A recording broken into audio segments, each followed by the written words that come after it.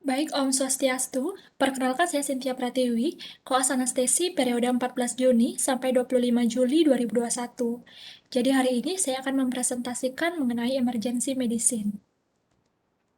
Adapun menurut UU RI nomor 44 tahun 2009 tentang rumah sakit, gawat darurat itu adalah keadaan klinis pasien yang membutuhkan tindakan medis segera guna penyelamatan nyawa dan pencegahan kecacatan lebih lanjut. Adapun sifat kedaruratan medis itu sendiri, yang pertama, dia membutuhkan pelayanan yang cepat, perubahan klinis yang cepat, mobilitas petugas yang tinggi, tidak ada asas voluntarisme, tidak ada pre-existing relationship, dan penanganannya harus tuntas. Adapun tujuan dari pertolongan dilakukan, yaitu yang pertama untuk menyelamatkan nyawa, yang kedua untuk mencegah kecacatan atau kondisi menjadi lebih buruk, yang ketiga untuk meringankan penderitaan, dan yang keempat untuk menunjang penyembuhan. Adapun klasifikasi penolong itu sendiri, yang pertama itu ada orang awam, itu adalah orang yang tidak terlatih dalam melakukan pertolongan pertama. Kemudian yang kedua ada penolong pertama, itu adalah orang dengan kualifikasi tertentu dalam melakukan pertolongan pertama, dan tenaga terlatih itu adalah orang-orang yang sudah dilatih secara khusus dalam penanggulangan kegawat daruratan di lapangan. Adapun tingkatan pasien gawat darurat itu sendiri dapat dibedakan berdasarkan berat ringannya cedera itu sendiri. Yang pertama itu ada kelompok dengan cedera ringan, artinya pada kelompok-kelompok yang tanpa pelayanan medis pun dia tidak akan mengancam jiwa. Yang kedua ada kelompok dengan cedera sedang atau berat, yang artinya kelompok-kelompok yang diberi pertolongan itu akan dapat menyelamatkan jiwanya. Dan yang terakhir itu adalah kelompok dengan cedera sangat berat atau parah, yang artinya walaupun diberi pertolongan, tidak akan dapat menyelamatkan jiwanya. Adapun penderita gawat darurat itu adalah penderita baik yang disebabkan oleh penyakit, trauma, kecelakaan, atau tindakan anestesi yang bila tidak segera ditolong itu akan mengalami kecacatan, kehilangan organ tubuh, atau bisa meninggal. Dalam hal ini, faktor yang berperan sangat penting itu adalah waktu dan tindakan pada menit-menit pertama dalam menangani kegawat daruratan medik itu sendiri. Atau ada istilahnya time saving is life saving. Adapun dalam kondisi gawat darurat medik itu, informed consent merupakan hal yang penting walaupun dia prioritasnya paling bawah. Karena yang pertama, yang terpenting itu adalah menyelamatkan nyawa atau menghindarkan tubuh dari kerusakan menetap. Oleh karena itu, informed consent itu sendiri tidak boleh menjadi penghalang bagi pelaksanaan emergency care.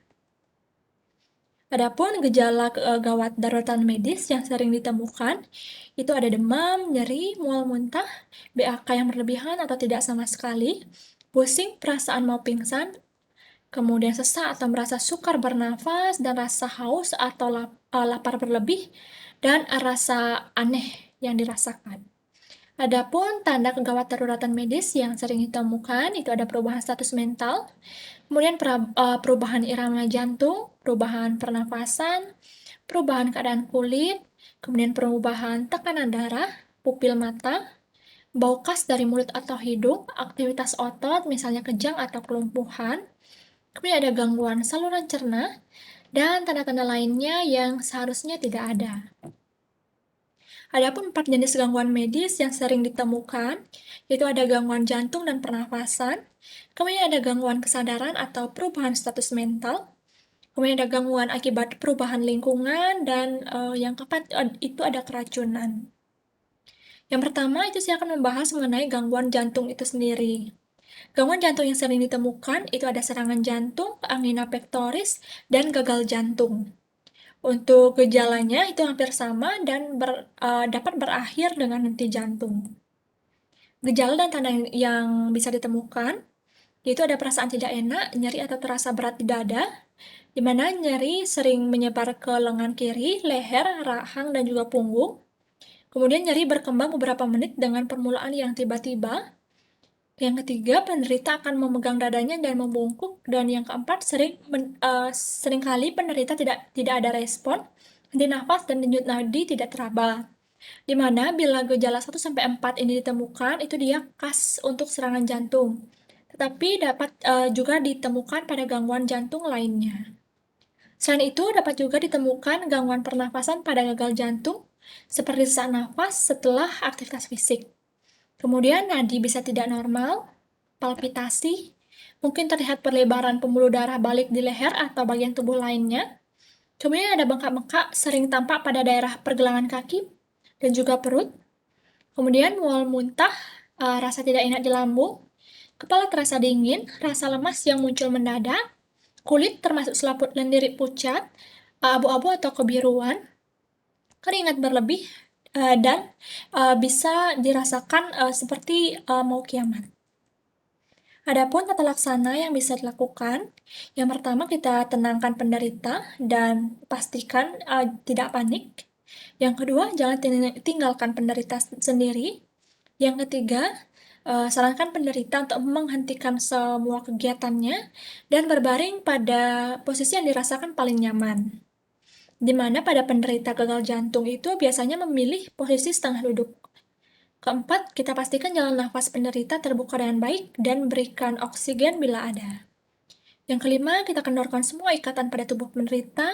Yang keenam, jangan diberi makanan atau minuman karena rentan terjadi regurgitasi dan bisa terjadi aspirasi. Kemudian yang ketujuh, bila penderita tidak ada respon, maka segera lakukan bantuan hidup dasar. Dan yang kedelapan, kita rujuk ke fasilitas kesehatan. Yang kedua ada gangguan pernafasan, adapun gejala dan tanda yang bisa ditemukan. Yang pertama, sukar untuk menyelesaikan suatu kalimat tanpa berhenti untuk menarik nafas. Kemudian bisa ditemukan adanya suara nafas tambahan, posisi tripod, tubuh condong ke depan, tegak, kedua tangan bertumpu pada lutut. Irama dan kualitas pernafasan tidak normal, perubahan warna kulit, perubahan status mental. Pada asma, itu khasnya bisa ditemukan bunyi mengi saat nafas dikeluarkan dan batuk yang sulit keluar. Nadi cepat, tuberkulosa dapat diikuti dengan batuk berdarah, dan bila disertai demam, biasanya adanya peradangan paru. Untuk tata laksana yang bisa lakukan, yang pertama kita nilai pernafasan penderita sudah adekuat atau belum. Kemudian kita jaga jalan nafas agar selalu terbuka. Yang kedua, kita letakkan penderita dalam posisi yang paling nyaman. Itu biasanya duduk tegak. Yang ketiga, kita berikan oksigen bila ada. Yang keempat, kita tenangkan penderita. Dan yang kelima, kita rujuk ke fasilitas kesehatan. Selanjutnya ada gangguan kesadaran atau perubahan status mental. Adapun bisa disebabkan oleh berbagai penyebab, seperti misalnya kekurangan oksigen dalam darah, hipoksia, atau hipoksia, kemudian ada kadar zat gula dalam darah yang rendah atau hipoglikemi, atau yang tinggi atau hiperglikemi. Kemudian bisa karena stroke, kejang, demam, infeksi, keracunan termasuk obat dan alkohol, cedera kepala, dan juga gangguan jiwa. Tata laksananya sendiri, yang pertama kita bisa nilai dan pantau pernafasan serta jalan nafas penderita. Yang kedua, kita baringkan penderita. Bila tidak ada kecurigaan cedera tulang punggung atau leher, kita bisa baringkan dalam posisi miring mantap. Kemudian kita berikan oksigen bila ada, dan pantaulah tanda pintal dan tingkat respon secara teratur. Kemudian kita bisa rujuk ke fasilitas kesehatan. Yang kemudian saya akan bahas mengenai penyebab-penyebab yang bisa menyebabkan terjadinya gangguan kesadaran atau gangguan status mental itu sendiri. Yang pertama itu gangguan kadar gula darah. Adapun gejala dan tanda dari hiperglikemi atau kadar gula darah tinggi. Yang pertama itu nafas berbau aseton, kulit kemerahan, kering, lapar atau haus, nadi cepat dan lemah, perubahan status mental sampai tidak sadar, terlihat seperti mabuk, limbung, bicaranya mengacau, sering buang air kecil. Adapun gejala tanda hipoglikemi atau kadar gula darah yang rendah, yang pertama bisa terlihat seperti orang mabuk, limbung, cara bicaranya mengacau, bertindak aneh, agresif dan atau gelisah, nadi cepat, kulit teraba dingin atau lembab, lapar, sakit kepala, dan kejang-kejang. Adapun penyebab dari gangguan gula darah ini bisa terjadi karena terlambat makan, khususnya pada penderita diabetes, kemudian bisa karena muntah-muntah, aktivitas fisik yang berat, beban tubuh yang berat akibat suhu yang sangat panas atau dingin, stres emosional, kelebihan dosis insulin. Eh, Adapun tata laksananya sendiri bisa dilakukan penilaian dini dan usaha untuk memperoleh riwayat penyakit. Kemudian kita awasi dan pantau jalan nafas. Yang ketiga, kita bisa berikan minuman manis bila penderita sadar. Yang keempat, kita bisa lakukan pemeriksaan berkala. Dan yang kelima, kita bisa rujuk ke fasilitas kesehatan. Yang selanjutnya ada stroke, di mana gejala dan tanda yang bisa ditemukan, yaitu nyeri kepala, mungkin gejala awal atau satu-satunya gejala, misalnya adanya kehilangan kesadaran, berbagai tingkat respon, kemudian rasa kesemutan atau kelumpuhan dari wajah atau anggota gerak, kemudian sukar berbicara, penglihatan kabur, kejang, kemudian pupil mata tidak sama kiri dan kanan, kehilangan kontrol saluran kemih dan pelepasan, serta faktor risiko meningkat dengan bertambahnya usia. Adapun tata laksananya, yang pertama, kita tenangkan penderita dan jangan panik. Yang kedua, jangan tinggalkan penderita sendiri. Yang ketiga, baringkan penderita. Yang keempat, pastikan jalan nafas penderita terbuka dengan baik, berikan oksigen bila ada. Kemudian yang kelima, kendorkan semua ikatan pada tubuh penderita. Yang keenam, jangan beri makan atau minum. Yang ketujuh, bila penderita tidak ada respon, maka segera lakukan tindakan bantuan hidup dasar. Yang kedelapan, itu bisa kita rujuk ke fasilitas kesehatan. Dan hati-hati membawa penderita bila ada bagian tubuh yang lumpuh. Selanjutnya ada epilepsi, gejala dan tanda yang bisa ditemukan. Yang pertama ada pandangan penderita mendadak kosong, serasa mendengar atau melihat sesuatu. Kemudian bisa ditemukan teriakan tercekik. Kemudian bisa jatuh tiba-tiba, berbaring kaku sesaat, atau punggung melengkung. Wajah dan leher kebiruan dan sembab. Gerakan kejang otot, tidak ada respon. Mulut berbuih, kadang berdarah. Mungkin lidah tergigit. Kemudian mungkin hilang kendali kemih dan pencernaan. Serta penderita kembali sadar dalam waktu yang tidak lama, tapi bingung atau mungkin tak sadar yang terjadi setelah kejang, dan penderita merasa kelelahan sampai tertidur. Adapun tata laksana yang bisa dilakukan, yang pertama kita lindungi penderita dari cedera, yang kedua jangan menahan atau melawan kejang, yang ketiga kita lindungi lidah penderita dari agar tidak tergigit, yang keempat posisikan stabil, yang kelima rawat cedera akibat kejang, kemudian bila serangan telah berlalu dan penderita tertidur, bisa lakukan jaga jalan nafas agar tidak serumbat, kemudian biarkan penderita istirahat, hindari penderita dari ketegangan dan rasa malu.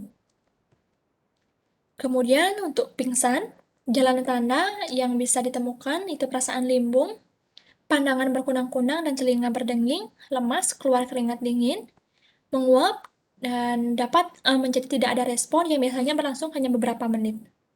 Kemudian bisa juga ditemukan denyut nadi yang lemah. Adapun tata laksana yang bisa dilakukan, yang pertama kita baringkan penderita dengan tungkai ditinggikan, kemudian longgarkan kepakaian, usahakan penderita menghirup udara segar, kemudian periksa cedera lainnya.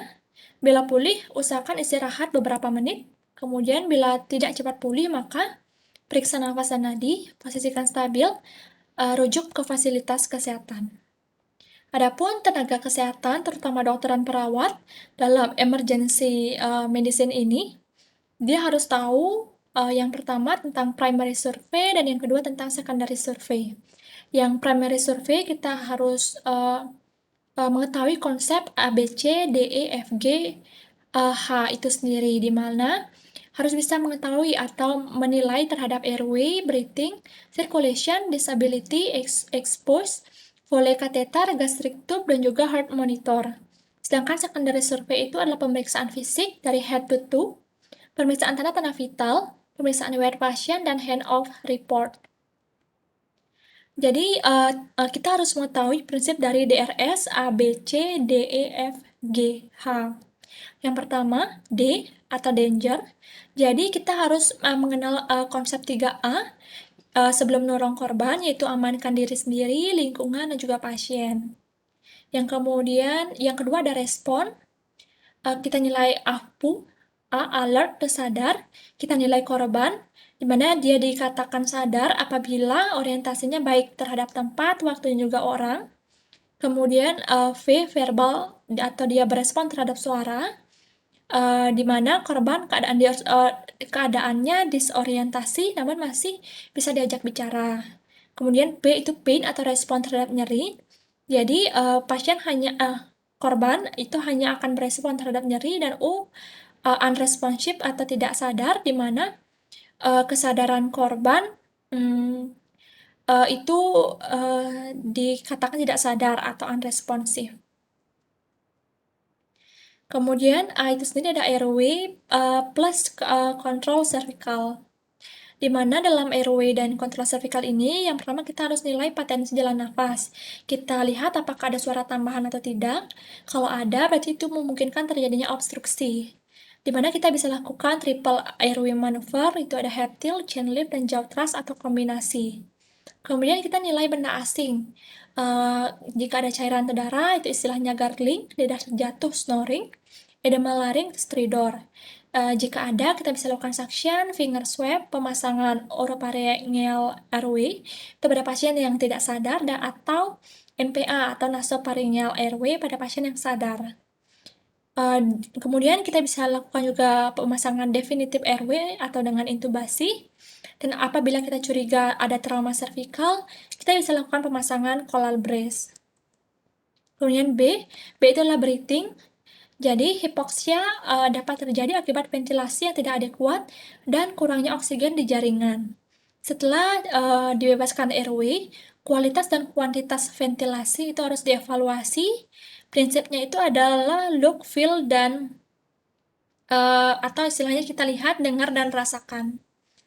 Jika tidak bernafas, maka kita segera berikan ventilasi buatan, dan jika penderita bernafas, perkirakan kecukupannya.